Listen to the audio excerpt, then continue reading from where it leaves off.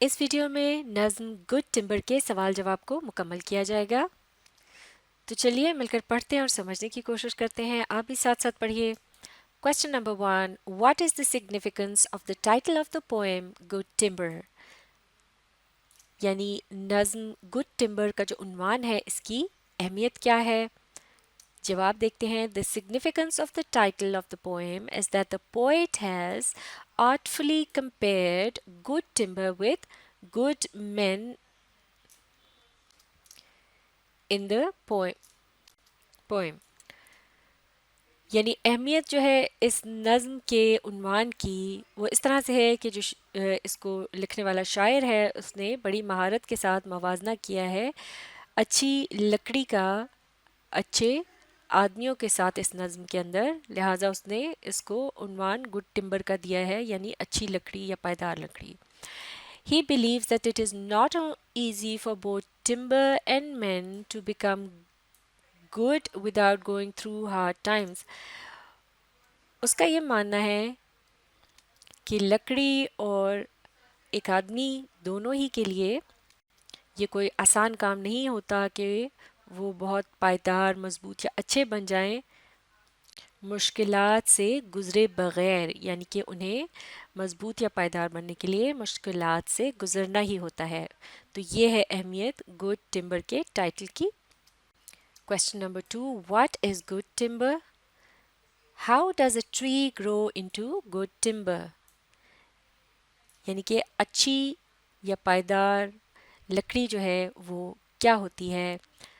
How does a tree grow into good timber؟ اور ایک درخت جو ہے وہ کس طرح سے مضبوط یا پائیدار لکڑی میں تبدیل ہوتا ہے؟ جواب دیکھتے ہیں. Good timber is the wood that has become durable and strong and is useful. پائیدار یا مضبوط لکڑی دراصل ایسی لکڑی ہوتی ہے جو دیر پا یعنی دیر تک چلنے والی، مضبوط اور مفید ہوتی ہے، یعنی اس سے بہت سی چیزیں بنائی جا سکتی ہیں. It grows into good timber after facing difficult weather. اور وہ اس طرح سے مضبوط لکڑی تب بنتی ہے جب وہ مشکل موسم کا سامنا کرتی ہے، یعنی جب ایک درخت جیسے کہ یہاں لکھا ہے a tree can only grow into good timber when it passes through the test of the scorching sun,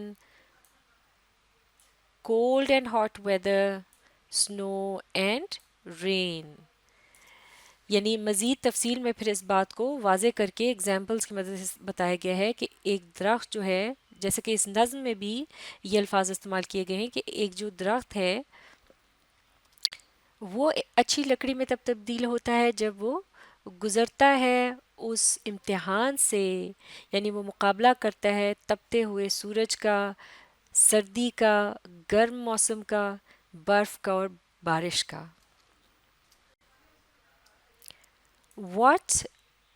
Question number 3. What, according to Douglas Malloch, is the fate of those people who do not work hard in life?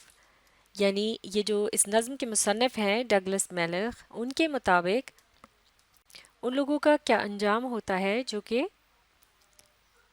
زندگی میں محنت مشقت نہیں کرتے؟ جواب دیکھتے ہیں. According to Douglas Malloch, those people who do not work hard never excel in any field of life. یعنی ڈگلس میلخ کے مطابق جو لوگ محنت نہیں کرتے وہ زندگی کے کسی بھی میدان میں نمایاں مقام حاصل نہیں کر پاتے. They cannot have a strong personality. ان کی شخصیت کبھی بھی مضبوط نہیں بن پاتی. Such people live and die without achieving anything important in their life. اس قسم کے لوگ جو ہیں بس یوں ہی زندگی بسر کرتے ہیں اور پھر مر جاتے ہیں، زندگی میں کوئی اہم مقصد حاصل کیے بنا. Question number 4. How can a person achieve his or her true potential in life? کوئی شخص کس طرح سے، چاہے وہ مرد ہو یا عورت، اپنی زندگی میں اپنی اصل قوت کا استعمال کر سکتا ہے؟ یعنی اپنی قابلیت کو کام میں لا سکتا ہے. Illustrated with examples from the poem Good Timber. نظم گڈ ٹمبر میں سے مثال دے کر واضح کرنا ہے. جواب دیکھتے ہیں. A person can achieve their true potential when they face hardships, difficulties, and tough times with courage. A person can achieve their true potential یعنی ایک شخص جو ہے اپنی اصل صلاحیت یا طاقت کو سامنے لا سکتا ہے یا استعمال کر سکتا ہے when they face hardships, difficulties and tough times with courage. جب کہ وہ مشکل وقت، مصیبتوں، معاف کیجیے گا، جب کہ وہ تکالیف، مشکلات اور یعنی دشواریوں اور مشکل وقت کا دلیری سے مقابلہ کرتا ہے. آگے پڑھتے ہیں. Douglas compares good timber with men. شاعر ڈگلس جو ہے وہ اچھی لکڑی کو اچھے آدمی سے یا آدمیوں سے اس کا مقابلہ کرتا ہے. Good timber too has to bear harsh winds, rain, sunshine and snow to become useful just like men. جس طرح سے اچھی پائیدار یا مضبوط لکڑی جو ہے اس کو بھی مشکلات جھیلنی پڑتی ہیں جیسا کہ تند و تیز ہوا، بارش، دھوپ اور برف، تاکہ وہ کارآمد بن سکے، بالکل جس طرح سے آدمیوں میں بھی یہ بات ہوتی ہے. The poet says in the last few lines. جیسا کہ اب یہاں جو اس سوال کا اگلا حصہ تھا کہ illustrate بھی کرنا ہے نظم سے، تو لہٰذا اس کے لیے نظم کا کوئی نہ کوئی حصہ یا چند ایک لائنز لکھنی ہوتی ہیں، اور ان کو شروع کرنے کے لیے آپ اس طرح سے ایک جملہ پہلے لکھ سکتے ہیں کہ the poet says in the last few lines یا first few lines، جہاں سے بھی وہ آپ لائنز لیں تو آپ اس طرح سے لکھ سکتے ہیں. جیسے کہ یہاں یہ مطلب بنتا ہے کہ شاعر جو ہے اس نے آخری چند لائنوں میں اس طرح سے کہا ہے، اور پھر آپ بالکل اسی طرح سے ان لائنوں کو کوٹ کر کے اس طرح سے لکھ سکتے ہیں. ان کو مل کر پڑھتے ہیں. whose broken branches show the scars، یعنی جن کی ٹوٹی ہوئی ٹہنیاں ان کے زخموں کے نشانات دکھاتی ہیں. of many winds and much of strife، ان بہت سی ہواؤں یا طوفانوں اور جھگڑوں یا لڑائیوں کا بتاتی ہیں، یعنی ان کی ٹوٹی ہوئی ٹہنیاں اور ان کے جو نشان ہیں ان سے یہ پتہ چلتا ہے کہ انہوں نے بہت سی مشکلات جھیلی ہیں. This is the common law of life, اور یہ زندگی کا ایک مشترکہ قانون ہے، ایک اصول ہے، جیسے کہ انسانوں میں بھی ایسا ہی ہوتا ہے. Question number 5. What is the central idea of the poem Good Timber? نظم گڈ ٹمبر کا مرکزی خیال کیا ہے؟ جواب دیکھتے ہیں. The central idea of the poem Good Timber is that in order to become capable and useful، یعنی جو نظم ہے گڈ ٹمبر، اس کا مرکزی خیال اس طرح سے ہے کہ اگر آپ قابل اور مفید بننا چاہتے ہیں، one has to face hardships in life، آپ کو زندگی میں دشواریوں کا سامنا کرنا ہوگا. The poet compares good timber with good men. شاعر جو ہیں وہ اچھی لکڑی کو اچھے آدمیوں کے مقابلے میں دیکھتے ہیں، یعنی ان کا آپس میں موازنہ کرتے ہیں، مقابلہ کرتے ہیں کہ دونوں ہی کو ایک طرح کے حالات کا سامنا کرنا پڑتا ہے. He says that the good timber comes from the tree that has faced the challenges of difficult weather.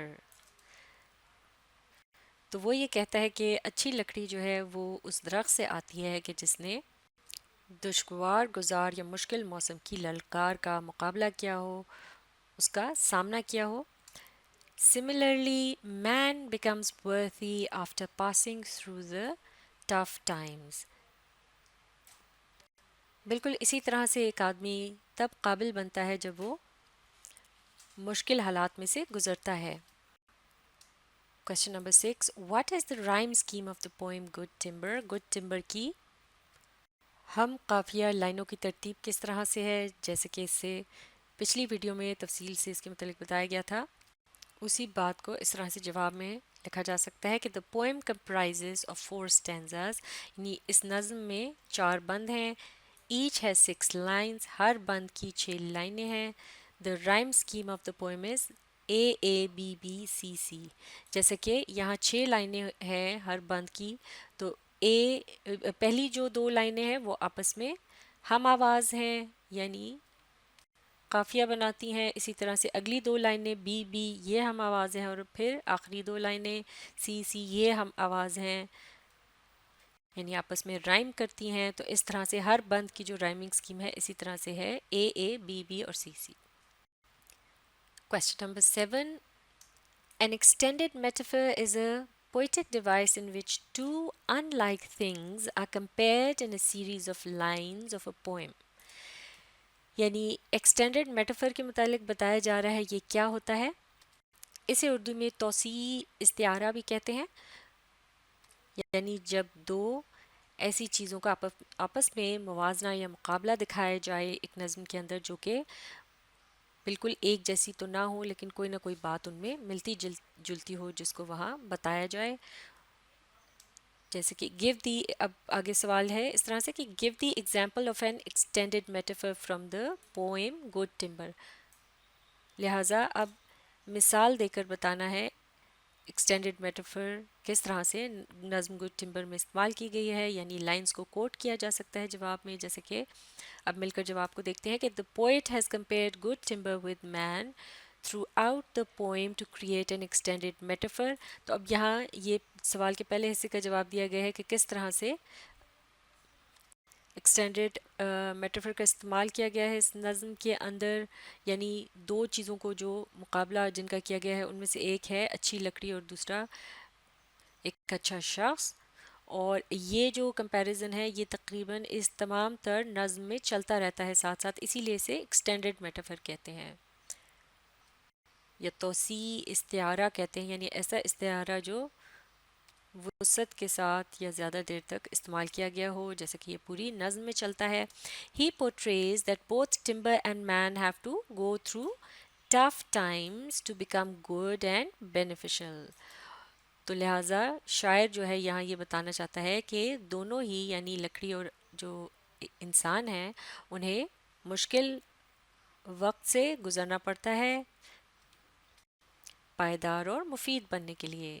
اب جیسے کہ یہاں السٹریٹ کرنے کے لیے بھی کہا اگزامپل دینے کے لیے کہا گیا تھا تو اس طرح سے چند لائنیں جو ہم نے پک کی ہیں پوئم سے ان کو لکھنے سے پہلے یہاں اس طرح سے تھوڑا سا ایک انٹرو سا دیتے ہیں جیسے just like the poet says اس طرح سے آپ لکھ سکتے ہیں پھر کولن کا نشان لگا کے اگلی لائن سے آپ وہ لائنیں لکھ دیں گے جیسے کہ پچھلے سوال میں بھی ان کا استعمال کیا گیا whose broken branches show the scars of many winds and much of strife. This is the common law of life. انہیں ایکسپلین کیا جا چکا ہے. اب دیکھتے ہیں آخری سوال What is alliteration یعنی alliteration کیا ہوتی ہے. Give its examples from the poem Good Timber. آپ نے Good Timber جو نظم ہے اس میں سے اس کی مثال دے کر واضح کرنا ہے. تو چلیے دیکھتے ہیں جواب. Alliteration is the use of the same letter or sound at the beginning of closely connected words. Alliteration دراصل ایک نظم کے اندر جب ایک جیسے حرف یا آواز کا استعمال کیا جاتا ہے ایسے الفاظ کے شروع میں جو کہ قریب قریب موجود ہوتے ہیں کسی لائن کے اندر تو اس کو کہتے ہیں الٹریشن کا استعمال ہوا ہے یعنی ایک جیسے حرف یا آوازوں کو قریب قریب دہرایا جاتا ہے. The poet has used alliteration quite frequently in the poem throughout his poem. For example, تو اب اس طرح سے ہم نے مثال بھی دینی ہے جیسے کہ اگزامپل دینے کو کہا گیا ہے تو اس طرح سے ہم بات شروع کر سکتے ہیں کہ جو شاعر ہیں انہوں نے alliteration کا استعمال کیا ہے کثرت کے ساتھ اس نظم میں جیسے کہ فار ایگزامپل لکھ کر اور پھر اس کے ساتھ کولن کا اس طرح سے نشان ڈالنے کے بعد اب ان جو دو الفاظ ہیں یا الفاظ جو ان کے جوڑے ہیں ان کو اس طرح سے آپ لکھ سکتے ہیں ایک ایک کر کے اور ان کے درمیان آپ نے اس طرح سے یہ سیمی کولن کا نشان استعمال کرنا ہے. جیسے پہلا سیٹ ہے سن اینڈ اسکائی یعنی سورج اور آسمان. یہاں آپ دیکھ سکتے ہیں کہ یہاں شروع میں ایس اور پھر اگلے لفظ کے شروع میں بھی لیٹر ایس کا استعمال ہو رہا ہے. سن اینڈ اسکائی آوازیں بھی شروع میں ایک سی ہیں. اسی طرح مینلی مین تو ان کے شروع میں جو لیٹر ایم کی آواز ہے. اسٹورم اینڈ اسٹرینتھ، یہاں لیٹر ایس کا استعمال ہے اس کی آواز کا. سن اینڈ سنو، ایک مرتبہ پھر لیٹر ایس کی ساؤنڈ کا استعمال. گڈ اینڈ گرو لیٹر جی کی ساؤنڈ کا استعمال، یعنی اس کو ریپیٹ کیا گیا ہے قریب قریب الفاظ کے اندر. اور اسی طرح اینڈ بروکن برانچز، یہاں بھی اب کی بار لیٹر بی کا استعمال کیا گیا ہے. ایک اور بات جو نوٹ کرنے کی ہے، یہاں آپ دیکھ سکتے ہیں کہ یہ تمام لیٹرز جو ہیں یہ کانسوننٹ ہیں، یعنی وال کے علاوہ جو ہوتے ہیں. تو لہٰذا اس طرح سے جب لیٹرز کو یا ساؤنڈز کو ریپیٹ کیا جاتا ہے جو کہ کانسوننٹ ہوتی ہیں، تو اس کو پھر کہتے ہیں الیٹریشن. مشق مکمل ہو چکی ہے. آپ اس ویڈیو کو ری پلے کیجیے اور اس کے ساتھ ساتھ پڑھنے، سمجھنے اور لکھ کر پریکٹس کرنے کی کوشش جاری رکھیے.